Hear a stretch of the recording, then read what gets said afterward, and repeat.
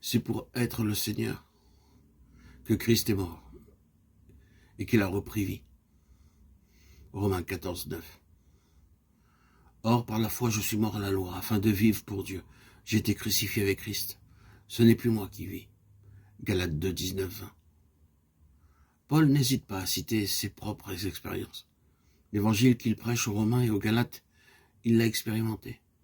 Et il le leur dit.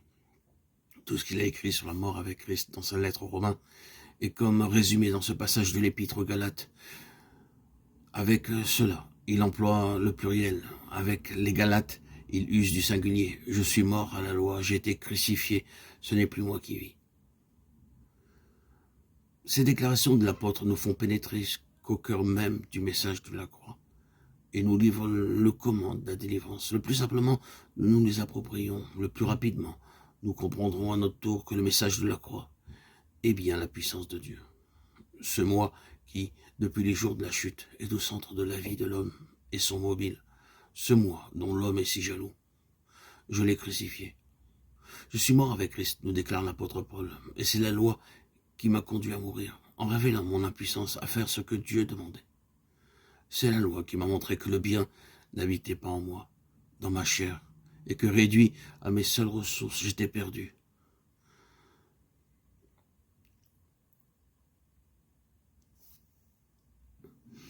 J'étais dans l'incapacité, j'étais dans l'impossibilité de lui obéir. La loi me fait mourir, de sorte que je me suis réfugié en Christ. Et maintenant, je suis mort avec lui. C'est ici le premier degré de la délivrance, la mort avec Christ. À mesure que notre communion à la mort de Christ s'affirme, d'autres aspects du calvaire se révèlent à nous, qui sont en rapport avec les besoins de plus en plus profonds de notre âme. La parole de Dieu est immensément riche et susceptible de plus d'une application. Puisque mort avec Christ, puisque notre vieil homme est crucifié avec lui, Romains 6, 6. Nous rejetons nécessairement la colère, les passions, la malice et tout ce qui manifeste la vie de la chair, Colossiens 3, 9. Remplis de joie, nous faisons alors l'expérience que le message de la croix est bien la puissance de Dieu et que le Christ vivant peut sauver parfaitement tous ceux qui s'approchent de Dieu par lui. Hébreux 7, 25. Mais tôt ou tard, nous nous apercevrons que nous avons besoin d'une nouvelle délivrance et que des manifestations du moi subsistent encore en nous, sous une forme moins grossière que les précédentes, mais subsistent cependant.